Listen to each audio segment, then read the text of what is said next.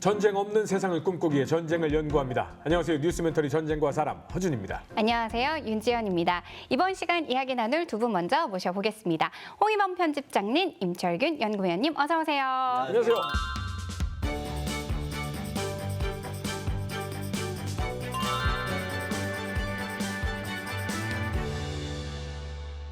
오늘 살펴볼 주제는 이렇게 미래 전의 게임 체인저라고 불리고 있는 드론에 대해서 알아볼 건데요. 오늘은 현대적인 드론의 역사부터 남북한 드론 전력에 대해서 한번 알아보도록 하겠습니다. 좋습니다. 저희 뉴스멘터리 전쟁과 사람에서 오늘 채택한 이 소재는 바로 드론인데요.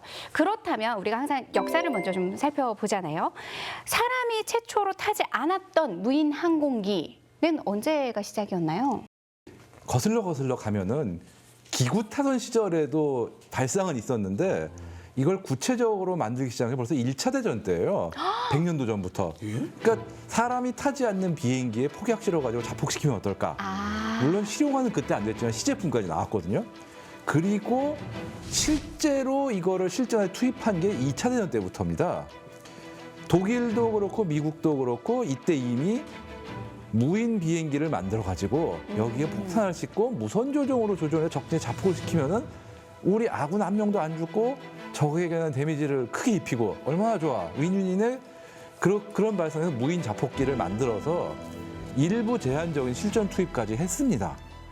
근데 2차 대전 때부터 벌써 무인 조종 그러니까요. 드론이 사용됐다는 네. 게 참 놀라운데 본격적으로 사용된 게 베트남전이라고 전 들었거든요. 네. 근데 사실은 이 공격기보다는 정찰기로서 활약을 좀 하지 않았을까라는 생각이 좀 들어요. 그렇죠, 그렇죠. 이게 지금 베트남 전쟁 중에 미군이 본격적으로 정찰 드론을 사용하는데 이때 사용한 게 라이언 M147 라이트닝 버그라고 하는 그 제트기로 추진한 그러니까 소형 제트 엔진으로 추진하는 드론입니다. 네. 그게 원래는 그 표적기로 만들었던 건데 그거를 개조해가지고 적진을 지나가면서 사진 좀 찍어라. 네. 한 거고 물론 사진에만 쓴 게 아니라 다양한 어떤 뭐 전자 정보 수집, 뭐 기타 미끼로 쓴다든가 여러 가지 심리전에도 동원하는 등 여러 가지 썼는데 이게 확실히 어떤 사람이 정찰기를 타고 가다가 뭐 격추가 된다든지 그런 부담 없이 갈 수 있게 많이 쓰긴 했는데 물론 그 시대적인 한계가 있었습니다. 대표적인 게 정찰을 필름 카메라로 한다는 거. 네. 왜냐면은 필름 카메라니까 당연히 네. 사진 찍고 돌아오는 것까지 끝내야 되거든요. 그렇죠. 그러다 보니까 정찰 임무에 상당한 한계가 있었어요. 이렇게 베트남전 이후에는 사실상 우리가 드론을 조금 더 자주 익숙하게 접했던 거는 이스라엘군이 제4차 중동전쟁에서 적극적으로 활용해서가 아니었나 이런 생각이 드는데 어떤 방식이었나요? 당연히 이스라엘 공군이 출동을 합니다. 그래서 이스라엘 공군이 이집트의 공군기지와 미사일 방공망을 무력화하려고 오퍼레이션 타가르라는 작전을 수행을 해요. 이때 7개에 달하는 이집트 공군기지를 공습을 하고 운하 동쪽에 있었던 이집트군의 표적도 공습을 해서 막대한 피해를 입히긴 하는데 준비 많이 했다고 말씀드렸잖아요. 네. 이집트군이 이걸 다 예상을 한 거예요. 그래서 수에즈 운하 쪽으로 방공포대들을 전진 배치시켰어요. 그걸 샘이라고 하는데 이 샘 포대들을 전진 배치해가지고 요격 작전을 합니다. 그러니까 이스라엘 공군이 무한대로 있지 않잖아요. 200소티에 3대씩 격추되는 거예요. 이 출격하면 돌아와야 되는데 이 정도 비율로 격추되기 시작하면 감당할 수 없거든요. 그러니까 상황이 이렇게 전개되니까 이스라엘이 이때부터는 아랍연합군이 상상도 하지 못했던 걸 꺼내듭니다. 바로 드론이었어요. 개전 2일차에 이제 이스라엘 공군이 이 드론들을 포함한 스트라이크 패키지를 출격을 시켰어요. 네. 공격 평대군이 출격을 했는데 그 1제파로 이 파이어비 1, 2, 4의 드론들을 보냈습니다. 그런데 이제 이집트 방공군 입장에선 레이더에 뭐가 잡혀요. 자기네 날라오고 있어. 당연히 전투기라 생각했겠죠. 네. 그래서 SA2, SA3, SA6 같은 지대공 미사일들을 43발이나 쐈습니다. 우와. 드론에다가. 그런데 제대로 미끼를 물어버렸네요. 그렇죠. 그런데 드론 유격에는 실패했어요. 그래서 이 파이어비 1, 2, 4일에서 날아간 대레이더 미사일에 오히려 이 포대들의 레이더들이 깨졌어요. 그러면서 지대공 미사일 쐈으니까 위치가 노출됐잖아요. 네. 뒤쪽에 대기하고 있던 이스라엘 공군 이제파가 그 방공 진지들을 공습을 해가지고 거의 대부분을 병멸시켜버립니다. 그런 사례가 있었어요. 그 이스라엘이 처음에는 소련제 이 대공 미사일에 엄청 당하다가 드론을 이용해서 사실 반격에 성공을 한 거네요. 그렇죠. 이 이외에도 이스라엘은 드론으로 쏠쏠한 전쟁의 승리를 맛본 경험이 또 있죠. 네. 대표적으로 백하계곡 전투를 들 수 있습니다. 너무도 유명한 항공전사에서는 유명한 전투인데 욤키프르 전쟁에서 어느 정도 성과를 거두긴 했잖아요. 그런데 그래도 이 지대공 미사일들의 지원을 받는 적 공군력을 완전히 제압할 수 없다라는 그 공포심이 이스라엘 군내에 이제 퍼진 거예요. 그래서 당시에 국방부 장관이었던 샤론이 백인 총리에게 승인을 받아서 수행한 작전이 갈릴리 평화 작전이에요. 이 갈릴리 평화 작전인데 문제는 이 백하 계곡 일대에 방공 여단들이 배치되다 보니까 SA2, SA6, SA3 이런 포대들이 너무 빽빽하게 밀집해 있는 거예요. 공군기가 들어가서 작전하기엔 너무 부담스러운 거죠. 그러다 보니까 이스라엘 공군이 그동안 또 준비해왔던 드론전을 다시 수행하기 시작합니다. 이때 이스라엘이 가지고 있던 드론이 마스티프 드론 그리고 스카우트 드론이라는 게 있었어요. 이 드론들이 결정적인 역할을 수행을 합니다. 드론들을 정찰을 해서 이 방공포대들의 레이더 주파수의 특성이라든지 이런 것들도 수집을 하고 작전 당일에 다량의 드론들을 띄워서 일제파로 내보냅니다. 그러면서 동시에 백하계곡 일대에 대한 대규모 전자전을 수행을 해요. 근데 시리아는 이제 소련의 방공작전 개념을 이식받아서 준비를 했기 때문에 지상관제 레이더의 통제 하에서 작전을 해야 되거든요. 전자전이 벌어지니까 장거리 레이더가 먹통이 돼버린 거예요. 시리아군의 입장에서는. 그 상태에서 이스라엘군의 뭐가 자꾸 우리 쪽으로 날라온대라고 전방에 있는 초소들이 보고를 하니까 네. 백하계곡에 있는 포대들은 어쩔 수 없죠. 자기 레이더 켜야죠. 네. 레이더 켜보니까 진짜 날라오고 있거든요. 네. 아, 공군기다. 전투기 편대다. 요격 미사일 쐈죠. 또 낚인 거예요. 드론이었던 거예요. 그래서 이 위치가 또 노출된 포대가 그 뒤에 3제8로 F4 팬텀에서 대레이더 미사일을 달고 대기하고 있었는데 레이더 키자마자 함을 쏴가지고 19개 포대가 하루에 작살이 납니다. 그래서 이 방공 포대가 다 괴멸된 상태에서 이스라엘 공군은 조기경보 통제기의 지원을 받으면서 전투를 수행을 했거든요. F-15, F-16들이. 근데 시리아 공군의 미그 23 같은 전투기들은 지상 통제소의 통제를 받아야 되는데 그걸 GCI라고 하거든요.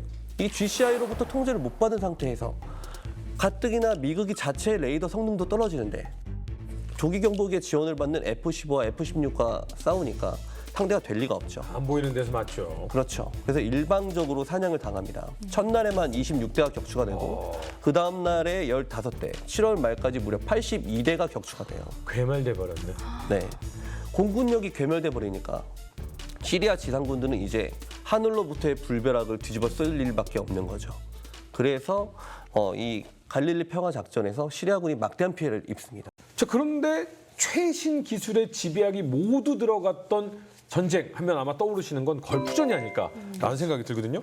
이 걸프전에서 미국도 드론을 혹시 많이 활용을 했나요? 많이 활용했죠. 유명한 일화가 있었는데요. 네. 당시 쿠웨이트 시티 앞에 파이라카라는 섬이 있었어요. 이 섬을 이라크군이 점령하고 있었거든요. 그런데 미 해군의 아이오와급 전함에서 이 피오니어를 날린 거예요. 피오니어 드론을 날려서 정찰을 하고 이라크군이 있으니까 거기다 전함이 한포 사격을 합니다. 그래서 이거를 사격을 받은 이라크군이 어리나가 있는 상태에서 저 아이오와급 전함에서 또 뭐가 날라서 오거든요. 드론이 날라오는 걸 보고 전함이 또 쏘려고 하는구나 하고 바로 백기를 들어서 항복했어요. 아 이게 그 왜 자라보고 놀란 가슴 소뚜껑 보고 그렇죠. 놀란다고. 왜구야. 한포 보고 놀란 것은 그러니까 드론 보고 항복한다. 그러니까요. 맞습니다. 그 드론을 향해서 항복기를 한 게 최초의 드론을 향한 항복으로 기록이 돼 있죠. 이게 인간이 기계에게 항복한 첫 사례입니다. 아이 그렇게 묻지 말아요. 아니 근데 이게 정말 전쟁과 사람 아니면 어디서 듣겠습니까? 이게 기계에게 사람이 이 백기를 든 어떻게 보면 가슴 아픈 일일 수도 있고 그리고 얼마나 공포감을 무서울 수도 있고. 느꼈으면 그렇죠. 또 오는 걸 보고서는 이젠 안 되겠다 하고 백기를 들었겠어요. 그러니까 왜 쿠웨이트를 쳐들어가요? 남의 나라 쳐들어가면 안 돼요. 자업자들. 네. 남의 나라 쳐들어가면 안 됩니다. 맞습니다. 이렇게 걸프전을 통해서 아 드론은 정말 전쟁에 있어서 유용하구나라는 유용성을 증명을 하게 됐습니다. 이제 이후에 이제 전쟁에 있어서는 정찰뿐만 아니라 무장을 위해서도 드론은 계속해서 개발해야겠다라고 모두가 입을 모아서 동의를 했는데 그럼 가장 유명세를 얻은 드론은 어떤 걸까요? 아무래도 이 테러와의 전쟁 초기에 정말 각광을 받은 프레데터 있죠. MQ-1 프레데터. 이 프레데터가 그 영화에 나왔던 프레데터 말고요. 네. 예. 이 프레데터가 어떻게 보면은 우리가 생각하는 어떤 무인기 이미지의 그렇죠. 첫 타자라고 봐도 무방할 정도입니다. 이게 1995년부터 생산된 그 프레데터, 미국의 제너럴 오토믹이라는 회사에서 만든 건데 처음에는 정찰 전용기였어요. 사실 이게 뭐 정찰 무인기의 컨셉은 이미 앞서 파이어니어라든가 뭐 스카웃 이런 것들이 기본적으로 상당 부분 정립을 했고 개념 자체는 그렇게 세워놓은 게 없지만 일단 90년대에 개발된 거다 보니까 탑재된 센서는 더 가볍고 작고 성능은 좋아지고 이렇게 됐지만 더 주목할 만한 게 있어요. 커진 대신에 네. 채공 시간이 미친 듯이 늘어납니다. 24시간 최대. 24시간이요? 예, 24시간. 무엇보다도 이게 어떤 전쟁의 어떤 획기적인 어떤 변화를 주는 게 무장을 장착할 수가 있어요. 두 발의 헬파이어를 장착해서 2000년대 초반부터 이걸 실전에 운용하기 시작하는데 이게 어떻게 보면 게임 체인저가 됩니다. 사실 헬파이어 하면은 그 정확도와 파괴력에 있어서 정말 테러리스트를 경악해 했던 그런 이제 무장 아니겠습니까? 그렇죠. 그래서 테러리스트들이 증언할 사람이 없어요. 왜냐하면 헬파이어가 겨냥을 하면 무조건 사살이에요. 그래서 증언할 사람이 있었으면 헬파이어에 여기에 한 방 이런데 증언할 사람이 아무도 없습니다. 헬파이어가 그만큼 정확하기 때문에. 게임 체인저가 된 게 사실 이 프레데터 그렇고 이 프레데터 이후에 더 크고 더 많은 무장을 탑재할 수 있는 리퍼라는 MQ-9 리퍼라는 무인기 이 두 종류가 이 테러와의 전쟁 기간 이게 테러와의 전쟁도 사실 길죠. 10년 거의 20년을 그렇죠. 끌었으니까 합치면 이 두 기종이 정말 엄청나게 미군에서 중요한 역할을 합니다. 이렇게 해서 지금까지 들어온 무인 항공기의 시작부터 이제는 정찰뿐만 아니라 무장의 기능까지 갖고 있는 드론까지 쭉 살펴봤는데 이쯤 되니까 그러면 우리 군에 도입된 드론은 어떤 드론인지라는 궁금증이 좀 생겨요. 네네. 어떤 건가요? 글로벌 호크가 가장 대표적인 드론이라고 볼 수 있죠. 네. 이 글로벌 호크는 기능적으로 봤을 때는 크게 두 가지 종류가 있습니다. 정찰용인 RQ4 글로벌 호크가 있고 통신 중계 노드 역할을 하는 게 있어요. 그걸 EQ4 글로벌 호크라고 합니다. 이 가공화 정찰 능력이 어느 정도이냐? 6만 피트, 18,288m에서 34시간이나 채공을 합니다. 이거를 항속거리로 계산을 해보면 22,779km인데 저게 제가 알기로는 사천기지에서 운영이 되고 있거든요. 그럼 이거를 사천기지에서 떴다라고 해서 우리나라 지도를 놓고 한번 그려보면 네. 휴전선 일대를 5바퀴 반을 돌고 기지로 복귀할 수 있어요. 와. 그 정도입니다. 우리나라는 지금 저걸 4대를 도입을 했죠. 아니 근데 이제 RQ 버전이잖아요. 네네. 근데 표적 지시 기능인 MTI 장착돼 있고 A사 레이더 장착돼 있으면 마음 먹으면 무기 달 수 있을 것 같다는 생각도 좀 들긴 하는데. 달 수는 있을 거예요. 네. 외장에 뭐 하드 포인트를 개량을 하면 달 수는 있을 건데 달면 그만큼 이제 항속거리가 채공 시간이 그렇죠. 짧아지니까 네네. 정찰 용도로 아마 더 쓸 겁니다. 자, 드론이 정말 앞으로 미래전에서 핵심적인 역할을 할 것이다라는 얘기는 있습니다만 아직까지 전장의 메인은 아닙니다. 혹시 근데 두 분 생각에는 지금 현재 드론은 어느 정도 위치라고 생각을 하세요? 전장의 주역은 아니다라고 할 수 있지만 없어서는 안 되는 존재예요. 이거 어떻게 보면. 왜냐하면은 드론 정도의 어떤 감시 정찰이라는 그것만으로도 ISR이라고 하죠. 이것만으로 사실 이제 드론은 없어서는 안 될 존재거든요. 사실 지금까지 전장에 하늘에 눈이 계속 떠 있는 적은 없었어. 이 정도로까지. 그렇기 때문에 정말 유인 항공기만으로는 할 수 없는 어떤 그런 영역을 이미 갖고 있고 드론 선진국 쉽게 해서 미국이나 이스라엘 같은 경우 전쟁을 하겠다 그러면 일단 드론부터 먼저 보내고 난 이후. 네. 그런 상황입니다. 드론을 비유하자면은 네. 생수병이다. 생수병이요? 네. 물 없이는 뭐 안 되잖아요. 네. 우리가 어딜 가도. 어. 근데 생수병이 막 엄청 중요하게 다뤄야 될 뭐 그런 건 아니잖아요. 네. 드론도 마찬가지라고 생각합니다. 이거를 막 고가의 장비다, 고가를 들여오는 것도 문제지만 고가의 장비라고 해서 이거를 막 그렇게 막 애지중지 막 하면은 사실 군대에서는 못 써먹어요. 아. 네. 쌀수록 좋다. 네. 그걸 활용하는 게 더 중요한 것이지 이게 주인공이 돼서 막 이렇게 떠받들게 되면 오히려 뭐하러 그럼 들여온 거야? 이런 상황이 될 수 그렇죠. 있다. 자, 이번 시간 2차 대전부터 시작된 무인 항공기 드론에 대해서 배워봤는데요. 여러분들 그것만 기억해도 자리에서 꽤나 이 드론에 대해서 잘하는 분 아닐까라는 생각이 들어요. R로 시작하면은 정찰, 맞아. M으로 시작하면 멀티. 그리고 수벌이 영어로 드론이었다는 것도. 어. 전쟁과 사람만 봐도 꽤나 도움이 된다니까요. 그러니까요. 요즘 SNS에요 가짜 뉴스가 진짜 많습니다. 맞아요. 예, 전쟁에 대한 이야기, 드론이 활용되는 이야기 이런 거 보면 정말 저 같은 비전문가 그냥 요만큼만 아는 사람이 봐도 이거는 잘못된 정보다라고 하는 것들이 SNS 정말 많거든요. 뉴스, 전쟁과 사랑 같은 거 보시면서 진짜 지식을 키워나가시면 더 좋을 것 같습니다. 다음 시간 더욱더 흥미로운 주제를 가지고 돌아오도록 하겠습니다. 시청해주신 여러분 감사합니다. 다음 이야기. 세계대전 당시 등장한 드론은 이스라엘과 미국이 적극 활용하면서 효과적인 무기로 주목받는다. 이후 각국에서 드론 기술을 받아들여 실전에 도입하게 되고 우크라이나 전쟁에서도 맹활약한다. 한편 북한군도 재래식 군사력의 열세를 극복하기 위해 드론 전력에 집중적으로 투자하고 있는데 미래전에 대응하기 위해 드론 전력을 구축 중인 남북한의 현재와 미래 전략은 무엇인가?